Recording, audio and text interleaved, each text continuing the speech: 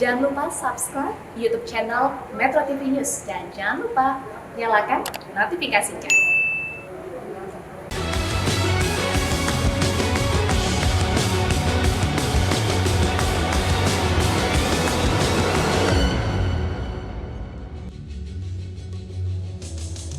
Selamat malam pemirsa, pemerintah sangat serius untuk menyelesaikan permasalahan yang terjadi di PT Asuransi Jiwasraya Persero.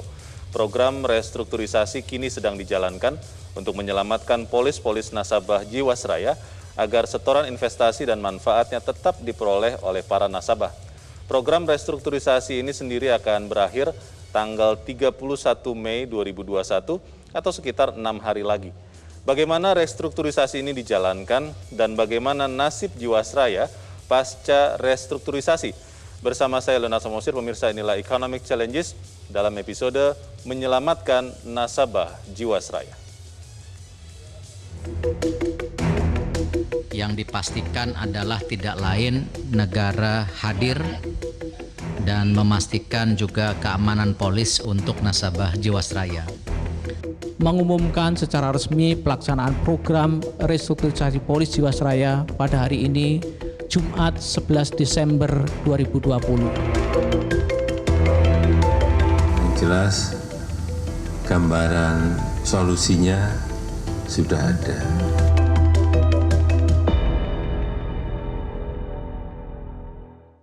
Dan pemirsa, malam ini telah hadir bersama saya di Grand Studio Metro TV 3 orang narasumber. Yang pertama adalah Heksana Trisasongko, Ketua Tim Percepatan Restrukturisasi PT Asuransi Jiwasraya Persero.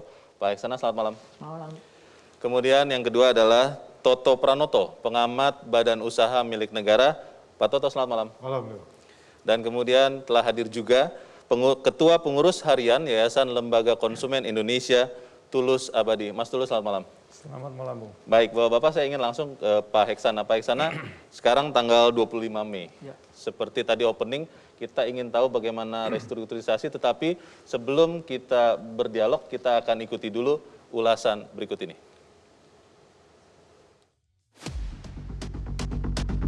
Pemerintah melalui tim percepatan restrukturisasi PT Asuransi Jiwasraya terus berupaya menyelamatkan para pemegang polis dari kerugian. Upaya penyelamatan ini dilakukan karena Jiwasraya sudah tidak mampu lagi memenuhi kewajibannya kepada para pemegang polis akibat tekanan likuiditas yang berdampak pada gagal bayar. Pemerintah selaku pemegang saham Jiwasraya akhirnya mencetuskan program restrukturisasi untuk menyelamatkan polis-polis milik para nasabah BUMN bidang asuransi ini. Jiwasraya ini adalah persoalan yang sudah lama sekali, mungkin 10 tahun yang lalu. Yang dalam 3 tahun ini sebetulnya kita sudah tahu dan ingin menyelesaikan masalah ini. Tanggal 31 Mei 2021 merupakan batas waktu untuk membereskan restrukturisasi. Setelah itu, polis-polis yang sudah tercatat ikut program restrukturisasi akan ditransfer ke IFG Life, perusahaan baru yang didirikan pemerintah guna menampung para pemegang polis Jiwasraya. Jumlah nasabah Jiwasraya ada sekitar 2,5 juta yang terdiri dari nasabah perseorangan, perusahaan, dan bank insurance. Adapun tujuan utama dari program restrukturisasi Jiwasraya adalah penyelamatan polis dengan menjaga keberlangsungan manfaat polis. Jiwasraya mengalami gagal bayar terhadap para pemegang polis asuransinya sejak tahun 2018 yang diduga akibat salah kelola dalam penempatan dana.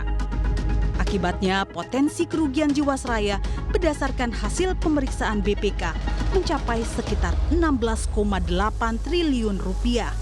Sejumlah nama pun akhirnya terseret dalam persoalan hukum dan menjadi tersangka, termasuk para petinggi Jiwasraya saat itu. Sambil kasus hukumnya terus berproses, pemerintah juga mencari jalan untuk menyelamatkan polis para nasabah Jiwasraya. Program restrukturisasi akhirnya menjadi pilihan. Baik, saya akan langsung bertanya ke Pak Heksana. Pak Heksana, sampai sekarang Pak, bagaimana update program restrukturisasi bagi para nasabah Jiwasraya ini Pak? Terima kasih. Jadi sampai dengan kemarin sore sudah 95% dari polis bank assurance direstrukturisasi. Artinya nasabah 95% nasabah sudah menyatakan setuju untuk restrukturisasi. Untuk klaster korporasi itu sudah mencapai 93% menyatakan setuju dan terus berdatangan surat pernyataan persetujuan sehingga hampir seluruh nasabah korporasi juga sudah menyatakan persetujuannya. Untuk retail mencapai 83% menyatakan setuju, tetapi dengan catatan bahwa sebenarnya ini hampir semua polis retail yang aktif sudah menyatakan setuju. Karena sisanya sebenarnya polis-polis kecil yang sudah tidak aktif dan sudah kita coba hubungi, data yang tersedia handphone kita hubungi, surat kita kirim surat, alamatnya sudah tidak jelas. Jadi ini saya kira nanti dalam beberapa hari terakhir ini kita akan umumkan di media untuk pokoknya kami ingin menjangkau semaksimal mungkin kepada seluruh pemegang polis dengan berbagai upaya menunjukkan itikat baik kami untuk menjangkau nasabah, untuk merestrukturisasi, menyelamatkan polisnya. Kalau sampai 31 Mei masih ada nasabah baik retail ataupun korporat yang belum ikut, itu bagaimana Pak? Jadi kita akan menggunakan yang namanya negative confirmation. Kita akan melakukan upaya-upaya untuk berkomunikasi dengan nasabah dengan berbagai media. Dan pada akhirnya kita akan umumkan nanti di media secara umum supaya dibaca oleh publik, mengundang para pemegang polis untuk datang. Apabila sampai batas waktu itu tidak memberikan respon, maka kita akan restrukturisasi dan akan kita pindahkan kepada AFG Life supaya ada keberlangsungan dari manfaat polisnya. Sebab kalau tinggal di Jiwasraya nanti tidak ada lagi yang mengelola itu. Jadi itulah yang kita lakukan bagi nasabah yang tidak terjangkau secara komunikasi, maka akan dipindahkan ke AFG Life. Baik, saya tertarik ingin tahu nanti seperti apa restrukturisasinya, tapi saya ingin ke Pak Toto dulu. Pak Toto, kalau Anda melihat apakah restrukturisasi ini pilihan terbaik Pak untuk baik nasabah maupun juga untuk perusahaan dan mungkin juga untuk negara karena Jiwasraya ini milik negara, atau memang ada opsi lain kalau Anda melihat? Ya, saya kira ini pilihan-pilihan yang memang sulit ya, tapi pilihan yang kemudian diambil, saya kira dengan memindahkan nanti transfer dari Jiwasraya ke FG Life ya, itu saya kira menjadi salah satu pilihan yang terbaik ya. Kenapa saya bilang terbaik? Karena kemudian ada kepastian kepada para nasabah ex Jiwasraya. Kepastian dari sisi apa? Kepastian dari sisi misalnya ya, kapan itu investasi misalnya akan kembali. Meskipun mungkin nilai investasinya tidak akan 100% lah begitu ya. Karena tentu ada hal-hal yang harus diperhitungkan, tapi jelas bahwa dengan skema restructuring yang ada, maka dalam tenor waktu yang lebih panjang misalnya, maka nanti nasabah akan menerima jumlah kembalian atas investasinya berapa persen. Ya, kami sudah lihat kelihatannya sampai dengan batas 70% lah dari nilai investasi itu dimungkinkan. Tapi tenornya tentu juga akan cukup panjang lah begitu ya. Dari segi itu kan tentu ada lebih keyakinan kepada para investor ex Jiwasraya bahwa return ya, investasi mereka pasti akan kembalilah pada saatnya nanti ya. Meskipun mungkin dalam jangka pendek itu nggak mungkin ya bisa diselesaikan semua begitu ya. Kalau menggunakan pendekatan misalnya bukan yang seperti ini, bisa tetap Jiwasraya as it is dan kemudian harus menyelesaikan kewajiban-kewajiban, saya kira dilihat dari angka-angka laporan keuangan terakhir ya, 2020 ya. Mereka punya liability hampir 53T misalnya ya. Ekuitasnya hanya sekitar misalnya 15T, maka ada defisitnya ya, cukup besar ya, hampir 38T. Minus 38 triliun. Jadi kalau kita melihat seperti ini kan nanti siapa nih yang akan menyelamatkan situasi ini ya? Kalau melihat dasar hukumnya Pak Toto, apakah ini memang dibolehkan untuk melakukan restrukturisasi dengan, saya tidak tahu istilahnya, apakah pelimpahan kepada AFG Life, itu sesuai dengan koridor hukum? Ya, kalau kita lihat di undang-undang asuransinya kan itu memungkinkan ya, bahwa kalau ada kemudian ya persetujuan di antara perusahaan asuransinya dengan nasabahnya untuk melakukan restrukturisasi misalnya, itu disepakati ya boleh, artinya itu dipindahkan ke AFG Life. Begitu ya. Jadi ini legal ya Pak Toto ya. Pak Tulus, kalau Anda melihat ini kan yang biasanya yang paling menderita begitu katakan adalah konsumen, nasabah yang pemegang polis. Dengan skema restrukturisasi ini, itu menguntungkan konsumen tidak? Ya, saya menyambung pertanyaan yang ke Pak Toto tadi, apakah ini solusi yang terbaik atau bukan? Saya bukan ahli asuransi di sini, tetapi memang kalau jawaban saya, ya ini solusi terbaik dari yang terburuk. Oh. Kenapa? Karena memang ibaratnya konsumen sudah tidak ada pilihan, no choice dalam hal ini. Sehingga kalau tidak ikut restrukturisasi ya mau diapakan gitu. Nah, tetapi ini sebenarnya dalam konteks pelindungan konsumen asuransi dengan terkuaknya kasus Jiwasraya, itu bagi kami ini menunjukkan semacam kotak Pandora, ya, bahwa ternyata pelindungan konsumen asuransi di Indonesia itu sangat lemah.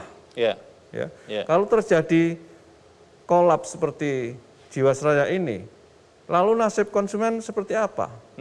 Misalnya kalau saya bandingkan dengan sektor perbankan ya, kalau bank itu dilikuidasi atau lainnya, itu ada LPS, Lembaga Penjamin Simpanan. Nah, di sini asuransi nggak ada. Ya mungkin ada reasuransi tapi kan terlalu mikro dan bukan itu ininya. Nah, tapi ini yang saya kira perlu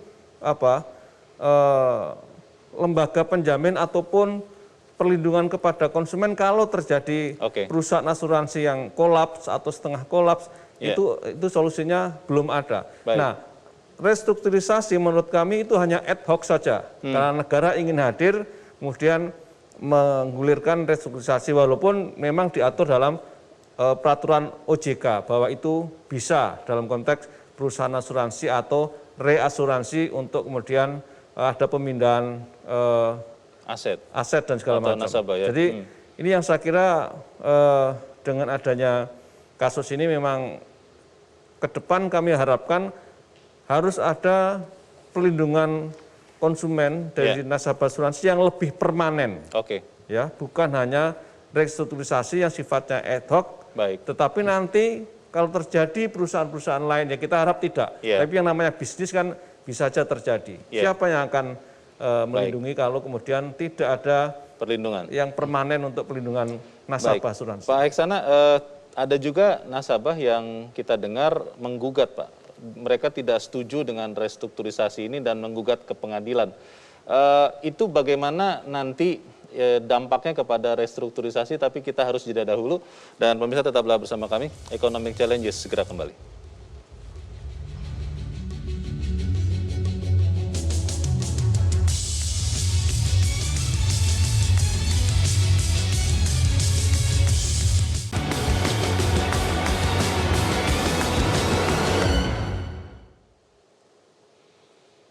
Terima kasih pemirsa, Anda masih bersama kami di Economic Challenges. Pak Heksana, gugatan masih ada Pak terhadap proses restrukturisasi ini. Itu bagaimana dampaknya? Ya, jadi restrukturisasi ini sesuai dengan PJOK sifatnya adalah penawaran dan harus dengan persetujuan dari nasabah. Jadi kami memberikan penawaran yang sifatnya solutif terhadap permasalahan yang sudah terjadi.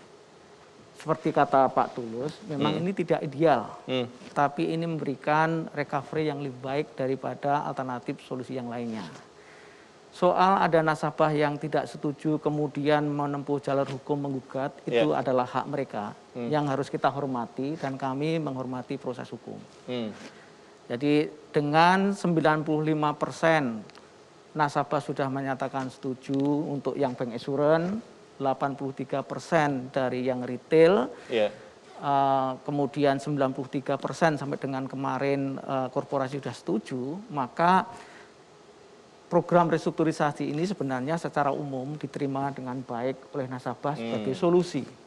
Sebagai solusi. Saya kira kalau soal proses hukum ya kita akan hormati, tetapi proses restrukturisasi akan jalan terus dengan memperhatikan kepentingan yang lebih besar. Ya, kalau bicara soal restrukturisasi ini Pak Heksana, sebetulnya apa Pak yang akan didapatkan oleh pemegang polis kalau mereka setuju ikut restrukturisasi? Ya, baik, restrukturisasi sendiri itu mengandung dua dimensi. Yang pertama adalah mengoreksi atas beberapa hal yang tidak pas di dalam term and condition polis di masa lalu, itulah penyihatannya di situ. Kemudian yang nomor 2, ketika itu dilakukan ternyata dana yang tersedia yang disiapkan oleh pemegang saham untuk menyelamatkan ini tidak cukup. Maka ada tambahan penyesuaian nilai.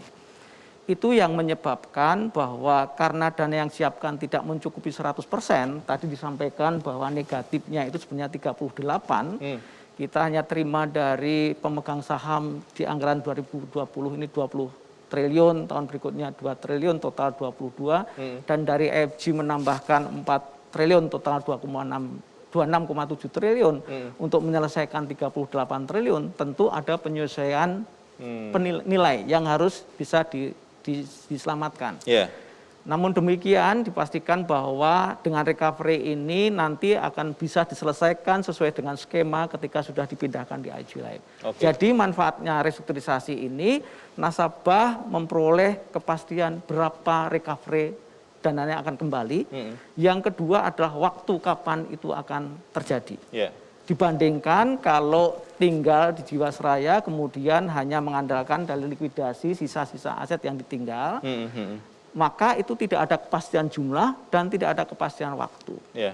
Perlu kami sampaikan bahwa di dalam pengumuman, di dalam penawaran kami juga sampaikan bahwa semua aset yang clean and clear ikut sebagai backup dari liabilities dipindahkan ke IFG Life. Yang tersisa tinggal aset-aset yang tidak clean and clear. Artinya secara dokumen kepemilikan tidak jelas, secara penguasaan juga tidak jelas. Pak Heksana, dari informasi yang Anda dapat, kenapa sebagian nasabah ini masih tetap tidak mau ikut restrukturisasi, Pak? Apa alasan yang utama begitu ya? Cukup bervariasi, tapi intinya mereka masih mengharapkan dananya kembali 100%. 100%? Iya. Sedangkan itu secara finansial tidak mungkin.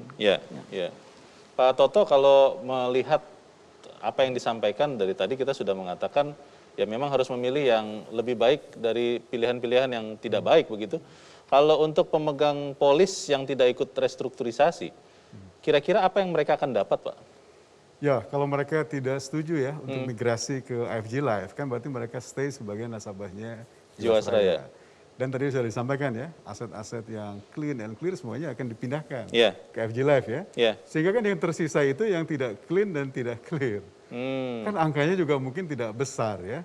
Sehingga kalau itu nanti misalnya akan dibagi, dilikuidasi, pertama butuh waktu mungkin yang cukup panjang untuk bisa menyelesaikan itu ya. Kedua juga bagian yang akan diterima misalnya ya oleh para pemegang polis Jiwasraya yang masih bertahan dengan Jiwasraya itu juga mungkin akan relatif menjadi sangat kecil begitu ya. Sehingga ini saya kira akan sangat, menurut pendapat saya, merugikan ya bagi pemegang polis Jiwasraya akan bertahan begitu ya. Sehingga saya kira langkah bagusnya ya sebetulnya ikut migrasi ke dalam IFG Life yang nanti akan menangani soal polis ex Jiwasraya ini menurut saya. Mas Tulus, apakah sudah ada yang mengadu ke YLKI terkait dengan proses restrukturisasi Jiwasraya ini? Ya, kalau tadi seperti kata Pak Eksa, kan konsumen memang maunya dikembalikan secara penuh dan saat jatuh tempo harus bisa dikembalikan itu. Padahal kan itu tidak mungkin dan tidak bisa. Nah, tetapi memang ya kemudian konsumen sebagian mengambil langkah tadi litigasi ya, apakah dia gugatan ke pengadilan negeri ataupun ada yang mungkin pilot dan segala macam. Tetapi dengan gugatan pilot kan menurut saya juga malah beresiko tinggi. Ya, kenapa kalau pilot resiko tinggi? Karena kalaupun dimenangkan, gugatannya dimenangkan dan Jiwasraya dinyatakan pilot, antara aset yang ada dengan kewajiban yang harus dibayar kan jauh lebih kecil aset yang ada itu. Sementara kalau dalam konteks undang-undang pilot, konsumen itu sebagai kreditur preference, dia bukan kreditur preference, bukan pihak yang pertama yang harus dilunasi, tapi dia terakhir. Nah, kalau terakhir kemudian asetnya habis, ya sudah nggak dapat apa-apa. Jadi itu malah kalau digugat pilot dan dinyatakan pilot, Jiwasraya malah senang karena kemudian mengurangi tanggung jawab mereka terhadap konsumen. Ya, sehingga konsumen malah bisa gigit jari kalau kemudian ada yang mempilotkan. Nah, ini menurut saya justru tidak strategis. Nah, memang kelemahan dari restrukturisasi ini kan memang yang membuat konsumen mungkin masih enggan kan tidak bisa ditarik ya uangnya ya, tidak bisa ditarik secara saat itu juga dan tidak bisa berhenti di tengah jalan. Ini juga bisa dikonfirmasi kepada Pak Heksa. Sementara kan, secara emosional, psikologis mungkin sudah ingin buru-buru keluar begitu ya? Ya karena memang dari perusahaan yang gagal kemudian ada semacam distrust. Nah ini yang saya kira harus dijaga betul. Karena kasus Jiwasraya ini kan bagi industri asuransi menurut saya bisa sangat buruk karena kemudian terjadi public distrust kepada industri asuransi di kita. Sementara literasi berasuransi kita itu masih sangat rendah. Tiba-tiba ada booming kasus seperti ini. Iya. Pak Heksa, tadi Pak Toto sudah sempat mengatakan bahwa memang tidak akan 100% dana nasabah, tapi saya tidak tahu angkanya berapa, mungkin Bapak boleh sebutkan, dan tenor lebih panjang. Persisnya seperti apa Pak yang akan mungkin akan diterima oleh nasabah yang ikut restrukturisasi itu? Jadi perlu dibedakan ada 3 kelompok polis. Yang pertama adalah polis-polis korporasi yang pada dasarnya adalah program manfaat hari tua. Manfaat hari tua? Manfaat pensiun. Untuk korporasi ya? Untuk korporasi. Dan itu polisnya, pemegang polisnya adalah perusahaan, kemudian pesertanya adalah karyawan. Itu restrukturisasi adalah normalisasi tarif, kemudian ada sedikit penyesuaian, yaitu 5% penyesuaian karena berbasis pada ketersediaan dana. Pemegang polis akan mengalami penurunan manfaat, tetapi ada 3 pilihan. Yang pertama adalah apakah pemegang polis melakukan top up premi, penyesuaian premi sehingga manfaatnya tidak turun. Atau kalau tidak dilakukan top up, maka pilihannya ada 2. Yang pertama manfaatnya tetap, tapi jangka waktunya memendek. Atau manfaatnya tetap, jangka waktunya tetap, tapi manfaatnya turun. Jadi ada 3 pilihan.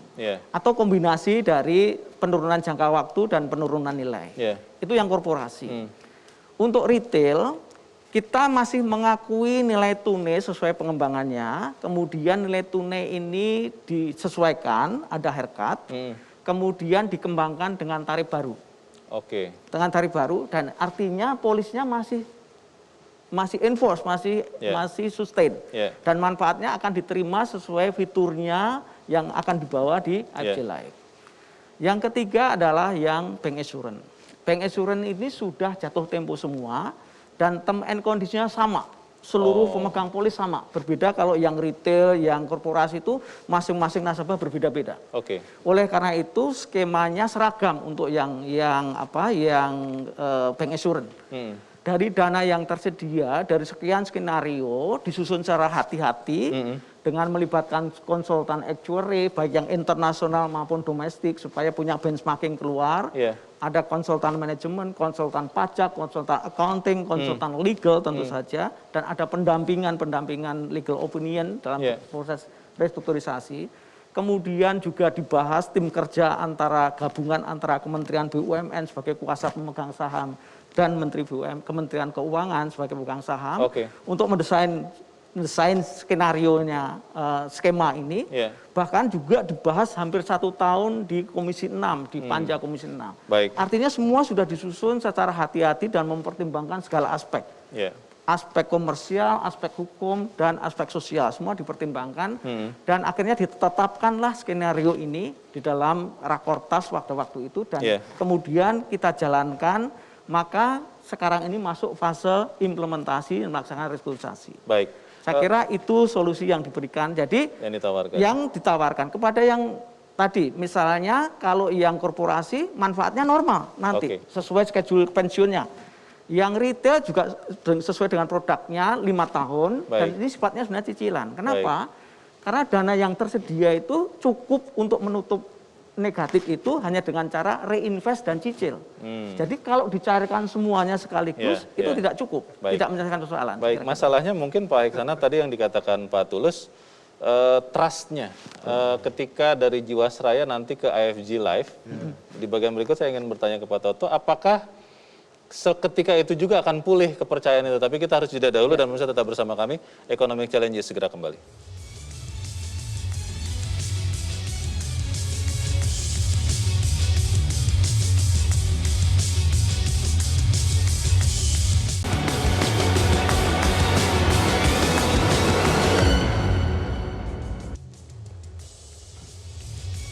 Terima kasih Misa, Anda masih bersama kami di Economic Challenges.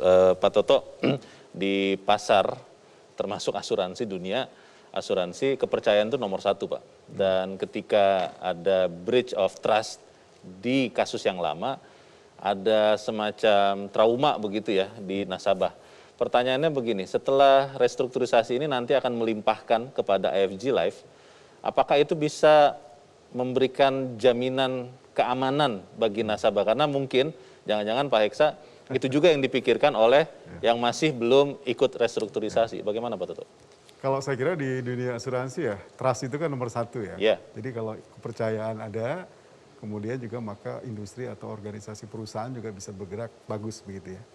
Nah dalam konteks ini tentu tidak akan bisa langsung begitu ya, bahwa dengan janji-janji ini itu kemudian AFG Life kemudian bisa menjadi semacam kotak ajaib yang akan menyelesaikan seluruh masalah gitu ya. Tentu kan harus ada proses yang dilakukan ya. Jadi saya kira begini, dengan pemerintah membuat AFG Life, kemudian ada dukungan dana sudah diberikan ya, komitmen ya, dalam bentuk penyertaan modal negara sampai dengan 22T misalnya ya. Lalu induknya AFG juga akan menyetor kurang lebih hampir 4T, hampir 26T lah kira-kira ya. Itu saya kira kalau kemudian dikelola dengan baik ya oleh entitas baru AFG Life begitu ya, tentu menurut saya yakin bahwa kemudian dia bisa menghasilkan ya return yang sifatnya lebih sustain begitu ya. Tentu juga dengan produk-produk yang dianggap jauh lebih prudent dibandingkan dengan Jiwasraya masa lalu misalnya begitu ya. Sehingga menurut saya harus clear dan clean juga ya. Produk-produk apa yang akan dikelola oleh AFG Life ke depan ya. Saya sudah membaca dokumen, kelihatannya mereka akan konsentrasi gitu ya. Pertama di bidang asuransi jiwa juga, asuransi kesehatan dan dana pensiun ya. Saya kira ini 3 hal yang menurut saya cukup bagus pasarnya. Karena bagaimanapun AFG Life sebagai salah satu bagian ya dari BUMN tentu juga memiliki captive market ya, baik di lingkungan BUMN, pemerintah atau juga di luar itu semua ya. Sehingga ada jaminan sustainabilitas ke depan. Bahwa pasar itu kalau dikelola dengan baik, dengan modal injeksi tadi hampir 26T, saya kira ke depan ya bisa sustain dan bisa menghasilkan return yang kemudian secara perlahan itu nanti bisa mengembalikan ya kepada kewajiban-kewajiban AFG Life, kepada ex pemegang polisnya Jiwasraya. Nah tinggal memang ke depannya harus dijaga betul ya, supaya tidak terjadi lagi kasus seperti Jiwasraya. Menjaga betul itu Pak Toto, apakah mungkin harus ada terobosan langkah? Karena beberapa orang mengatakan ini harus ada transparansi yang lebih transparan lagi, bagaimana mengelola dana itu. Tapi kan kalau sama sekali misalnya telanjang pengelolaan dana, ya kan menjadi susah juga. Ketika kita berinvestasi kan kita ada strateginya. Bagaimana Pak Toto? Ya, jadi yang paling umum ya, bahwa prinsip good corporate governance-nya itu harus dijaga. Ya, bahwa ada pihak-pihak yang kemudian mengawasi dengan ketat. Yang mengawasi bukan cuma internal perusahaan ya, tapi bagaimana juga regulator di sini kan, ada OJK dan lain-lain, auditor juga, ada BPK, ada KAP, macam-macam, dan juga tentu pihak Kementerian BUMN ya. Kalau pola pengawasan ini dilakukan dengan integratif, mestinya kalau ada masalah, early warning systemnya akan jalan.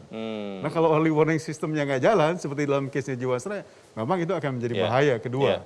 Sehingga kalau kemudian konsep GCG jalan dengan baik, konsep menerapkan komite risiko dengan baik, dijalankan sih mudah-mudahan AFG Life akan bertransformasi lah menjadi perusahaan yang betul-betul kuat ke depannya. Kita harapkan itu. Mas Tulus, 100% dana nasabah tidak akan kembali seperti itu tentunya. Karena tadi Pak Heksa sudah menjelaskan panjang lebar. Itu adil tidak untuk konsumen, untuk pemegang polis Jiwasraya? Ya tentu saja tidak adil. Karena kan kalau kita bicara adil dan tidak adil dalam konteks perdata, ya jelas itu tidak adil. Tapi kan masalahnya dari sisi korporasi, Jiwasraya sudah tidak bisa berbuat apa-apa. Sebenarnya memang harus bertanggung jawab penuh ya, karena ini saham negara ya negara. Karena kan bagian dari sebenarnya kan kolapsnya Jiwasraya itu kan juga merupakan kegagalan negara di dalam melakukan pengawasan terhadap industrinya yang notabene ini BUMN.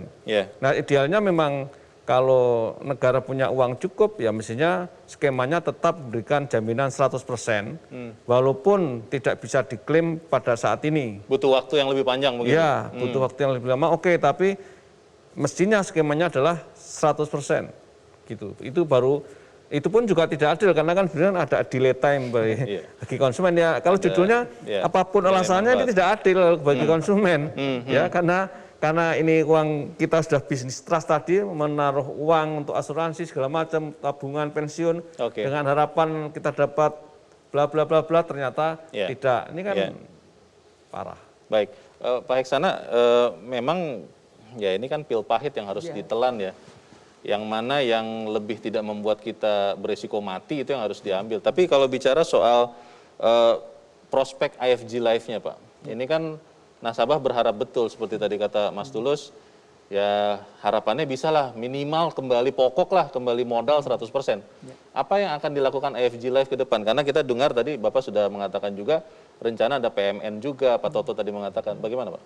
Jadi perlu saya garis bawahi bahwa memang restrukturisasi ini atau program penyelamatan ini bukan solusi yang ideal. Tetapi ini adalah solusi yang relatif paling baik, relatif lebih baik dibandingkan alternatif-alternatif yang ada. Kita sudah mengkaji semua solusi. Negara sudah hadir sebagai melebihi dari tanggung jawabnya sebagai pemegang saham sebenarnya. Tetapi mempunyai keterbatasan.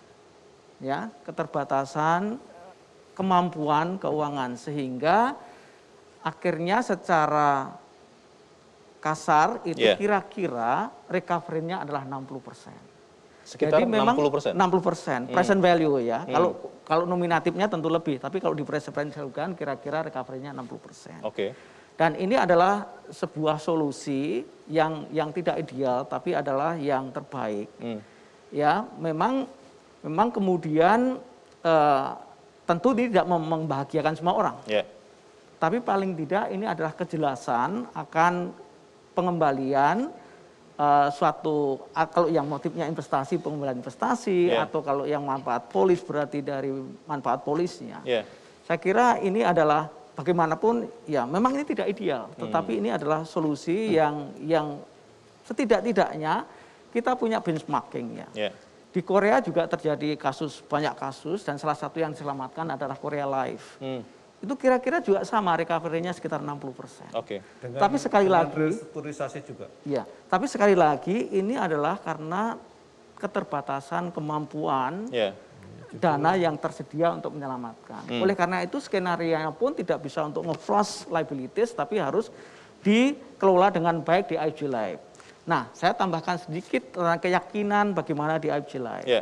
Tentu kita menggunakan uang negara nih.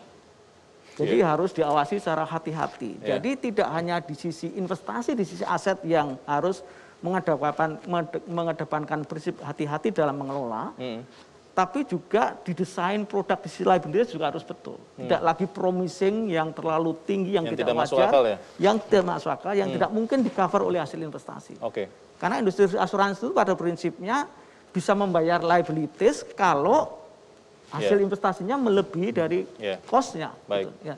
Pak Toto, saya tidak mau menyebut yang lain, tapi ada juga kasus yang mirip dengan Jiwasraya.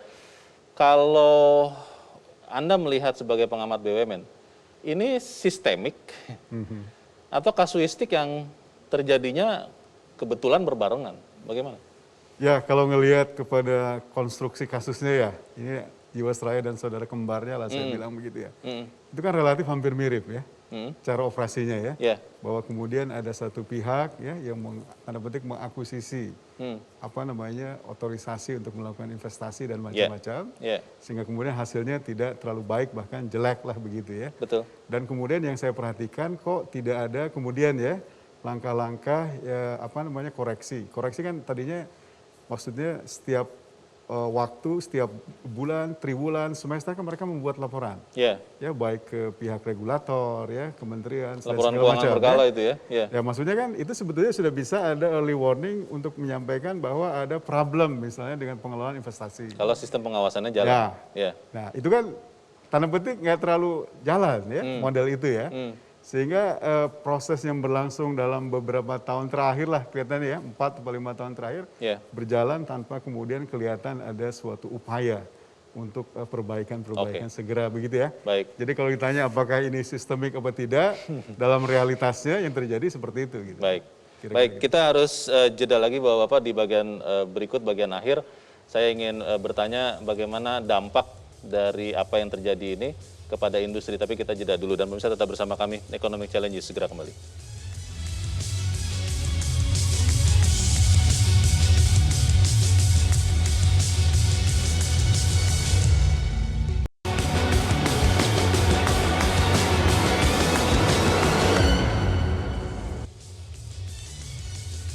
Terima kasih Anda masih bersama kami, pemirsa. Kita di bagian akhir dari diskusi kita malam ini. Pak Toto, kalau melihat niat baik yang dilakukan oleh pemerintah sebagai pemegang saham Jiwasraya, itu kan harapannya juga disambut dengan sesuatu yang baik di IFG Life yang akan menjadi apa namanya Pak Eksa, pelimpahan begitu ya dari penanggung baru.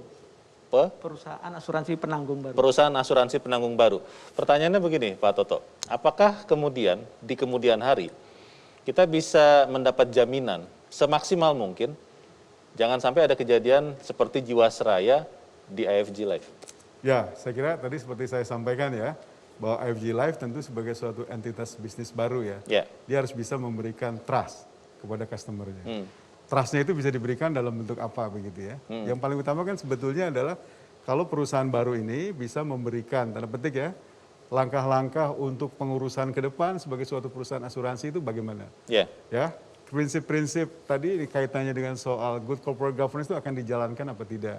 Komite-komite apa yang nanti akan mendukung supaya GCG berjalan dengan baik? Yang pertama ya, supaya ada trust. Kedua, tentu juga akan bicara kan, kira-kira produk apa nih yang akan kami jual ke market supaya juga market yakin bahwa apa yang akan dikelola oleh IFG Life juga nanti akan menghasilkan tanda petik return yang cukup bagus dan sifatnya itu bisa berkesinambungan lah gitu ya, sustain begitu ya.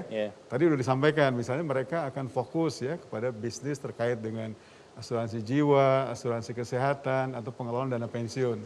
Itu kan sebetulnya bisnis yang luar biasa besar. Marketnya juga besar ya. Dan belum semua saya kira market digarap dengan baik. Sehingga peluang opportunity mereka untuk menggarap sektor usaha ini juga lumayan besar.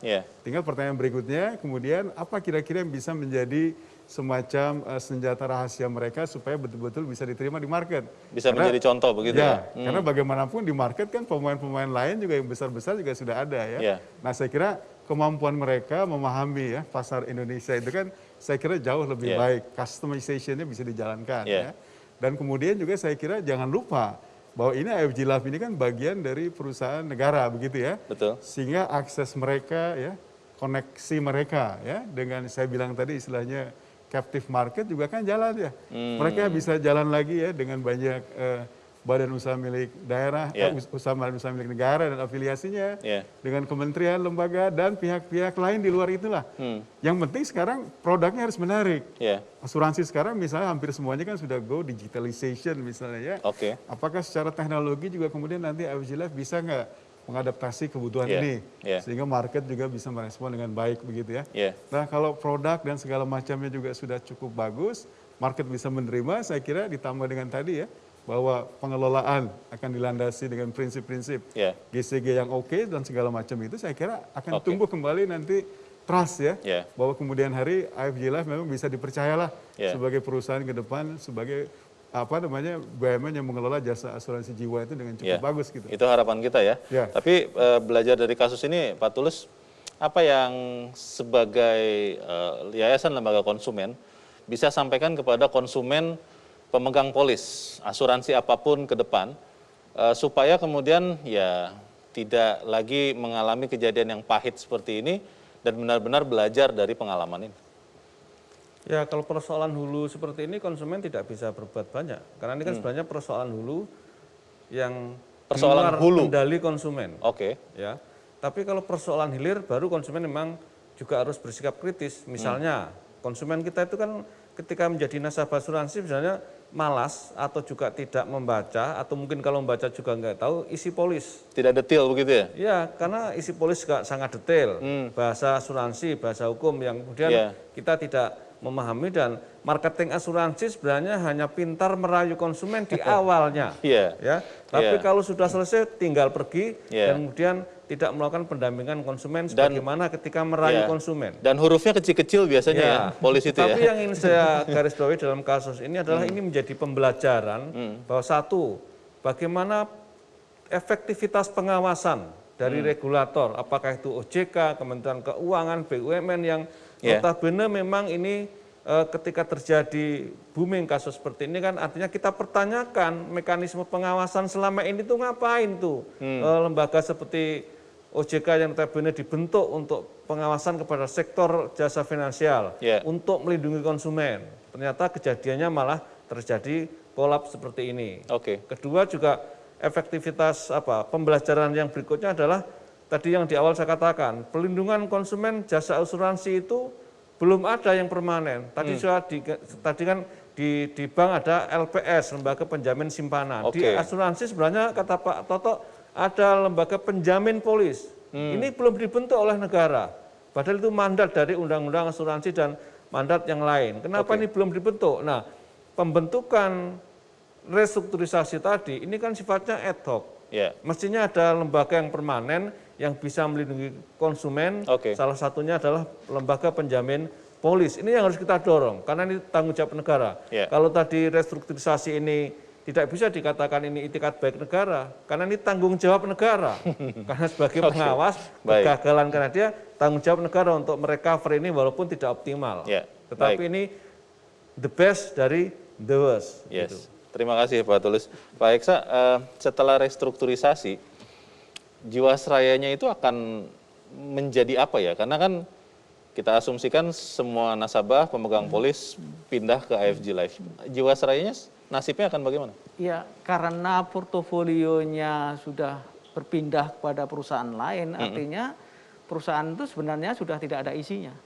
Sudah tidak ada isinya? Tidak ada isinya, artinya tinggal portofolio yang tadi saya katakan, asetnya yang secara legal tidak bisa kita klaim, artinya tidak clean and clear. Dan di sisi liabilities adalah polis-polis atau liabilities yang tidak bisa kita restructure atau tidak setuju untuk direstrukturisasi. Itu tadi nanti tinggal tersisa mengelola itu sampai selesai. Ya, tapi tidak, saya kira sudah tidak eligible lagi sebagai perusahaan asuransi jiwa. Nanti hanya akan berubah menjadi sebuah PT biasa dan tentu liabilities berubah menjadi hutang piutang. Masih boleh jadi perusahaan asuransi jiwa lagi, Pak? Tidak bisa lagi karena tidak memenuhi kriteria sebagai asuransi jiwa dan memang sudah didesain untuk tidak menjalankan sebagai asuransi jiwa. Karena bisnis asuransinya sudah dipindahkan semuanya ke AFG Life. Gitu. Kalau melihat yang sudah dilakukan sekarang, harapannya tentunya bisa dicari kesepakatan yang bisa menguntungkan semua orang. Tapi kan faktanya ya harus realistis, Pak Tulus. Setelah 31 Mei, apa yang kemudian harus dilakukan oleh nasabah Jiwasraya yang sudah ikut restrukturisasi? Apakah nanti bisa misalnya dijelaskan Pak struktur awal apa yang akan mereka hadapi di sana atau seperti apa rencananya Pak? Baik, mungkin saya jelaskan mekanisme restrukturisasi. Jadi restrukturisasi adalah renegosiasi term and condition dengan pemegang polis. Polis lama dihentikan, ditukar polis baru dengan term and condition baru, dipindahkan, mirroring di sana ditukar dengan produk yang ada di AFG Life yang mirroring persis dengan term and condition polis hasil restrukturisasi.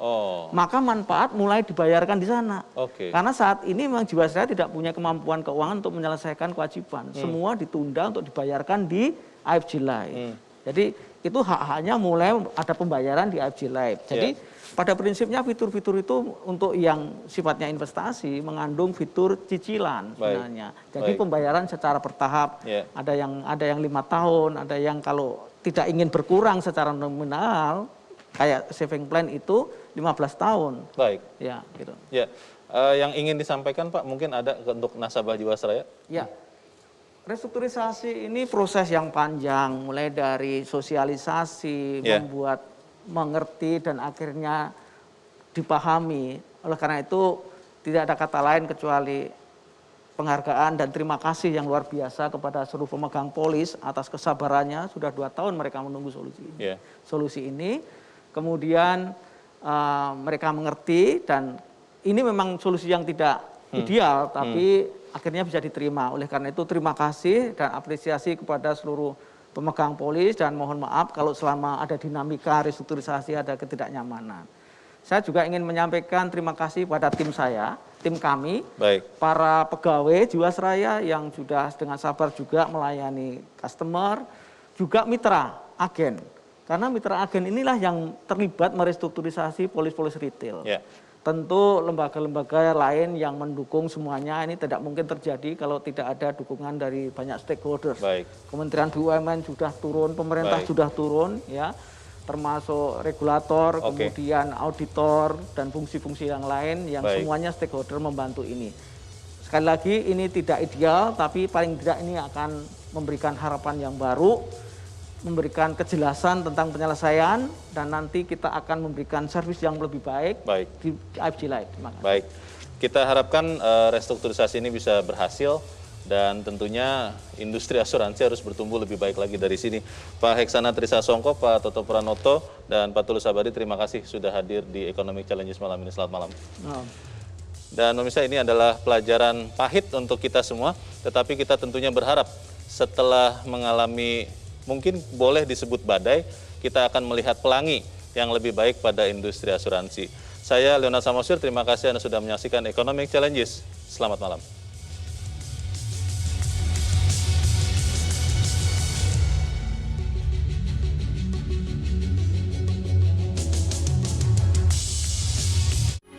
Metro TV,